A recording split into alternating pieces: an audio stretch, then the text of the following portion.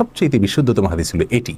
আর সেটি হলো এই যে বুরায়দা রাদিয়াল্লাহু আনহু বর্ণনা করেছেন, এক ব্যক্তি নামাজের মধ্যে একবার কিছু বাক্য বলে উঠলেন। নবী সাল্লাল্লাহু আলাইহি সাল্লাম তার কথাগুলো শুনলেন।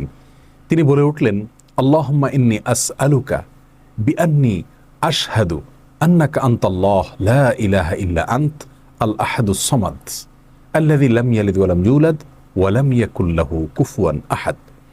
তার মুখে এই বাক্যগুলো শুনে নবী আলাইহিস সালাম বলেছেন, নিশ্চয়ই এই লোকটি ইসমে আজম পাঠ করেছে। ইসমে আজমের মাধ্যমে আল্লাহ রাব্বুল আলামিনের কাছে কোনো কিছু চাওয়া হলে তিনি সেটা ফিরিয়ে দেন না। এর মাধ্যমে আল্লাহকে ডাকলে তিনি অবশ্যই তাতে সাড়া দেন।